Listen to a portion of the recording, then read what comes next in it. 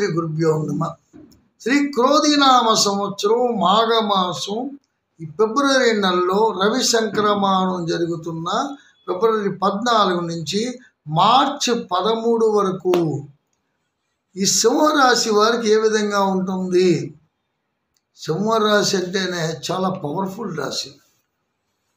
అయితే ఇక్కడ ధనవంతు కేతు కూడా మారిపోతాడు, కొద్ది ఇబ్బంది పెడుతున్నాడు.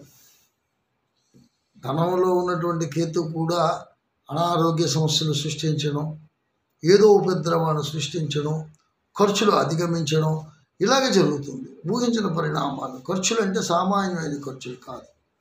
ఏది ఏమైనప్పటికీ కూడా గౌరవానికి లోటు ఉండదు, గౌరవ మర్యాదలకి లోటు ఉండదు.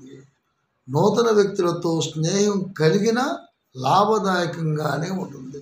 ఎవరైనా కొంతమంది కొత్త వ్యక్తులతో పరిచయాలు ఏర్పడి వాళ్ళ వల్ల కూడా మనకి ఏదైనా ఉపకారం లబ్ధి కుదురుతుంది. వివాహాది శుభకార్యములు కలిసి వచ్చును.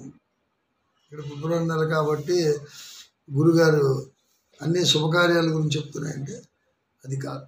ఎందుకంటే వాయువాహితులు ఉన్నారు, వివాహానికి ప్రిపేర్ అయిన ఉన్నారు, ప్రేమికులు ఉన్నారు, ఇలాగ ఎంతోమంది ఉంటారు. సింహరాశి అంటే చాలా మంచి రాశి.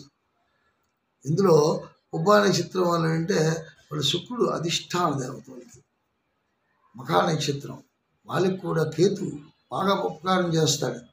ఏది ఏమైనప్పటికీ కూడా సింహరాశిలో ఎలా ఉందంటే ఉత్తరా నక్షత్రానికి కూడా చింత పాలు ఉంది.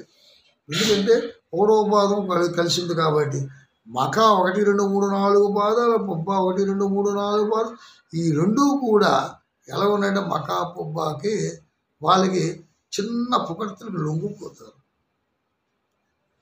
ఎంత ఇదైనా సరే మళ్ళీ కుంగిపోతారు. అదొకటి ఉంది వాళ్ళకి. కుంగిపోవడం రెండు అలవాటు ఉంది. ఏదైనా గోచారం ఎలా ఉందంటే కొద్దిగా ఉపశమనం, అంటే అంత లోడ్ మనకి ఎంతైతే బరువు అంత ముందు ఉండేదో, బరువు బాధ్యతలు అంటే అంత బాధ పోయి అమ్మయ్య కొంత పర్వాలేదు, నేను దీన్ని సాధించగలను, ఏదైనా సాధించగలనటువంటి కొంత శాంతి కలిగింది. అంత ముందున్నటువంటి ఇది ఇప్పుడు లేదు. శాంతి కలుగుతుంది కాబట్టి భయపడే పని లేదు, ఆలోచించే పని లేదు. నిరుద్యోగులకు ఉపశమనం కలుగుతుంది. అవివాహితులకు వివాహ సంబంధాలు కూడా కుదురుతాయి, ప్రేమలు ఫలిస్తాయి. విదేశీ ప్రయత్నించే వాళ్ళు ఎవరైతే ఉన్నారో వాళ్ళకి కొద్దిగా ఇబ్బంది కలుగుతుంది. 1-2 నెలలు పోయిన తర్వాత వాళ్ళకి ఏదైనా మంచి జరుగుతుంది. ఇక్కడ నాటక రంగం, కళారంగం ఇవన్నీ ఉన్నాయి. వీళ్ళకి బాగా అలవాటు, ఇంట్రెస్ట్. సింహరాశిలో ఉన్నటువంటి వాళ్ళకి ఏదో కళారంగం అందించుకుంటారు. ఈ కళారంగంలో వాళ్ళకి ప్రతిభకి గుర్తింపు దొరుకుతుంది. మొన్నటి వరకు కొద్ది కష్టం జరిగింది. ఇక మీద వాళ్ళకి వాళ్ళ ప్రయత్న సాధనకి ఇలా రచయిత ఉన్నారు, మంచి రచయితలు, వాళ్ళకు కూడా అభివృద్ధి ఉంది. నటులు ఉన్నారు, గాయకులు ఉన్నారు. నాటక రంగం అవ్వచ్చు, ఆ తర్వాత సినీ రంగం అవ్వచ్చు, ఏదైనా కళ, పెయింటింగ్స్ చేయొచ్చు.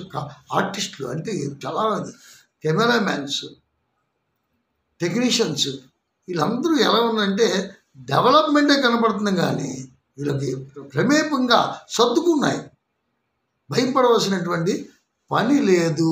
అన్ని విధాల శుభదాయకంగానే ఉంది. మన శివరాత్రి అమావాస్య వస్తుంది 26వ తేదీని.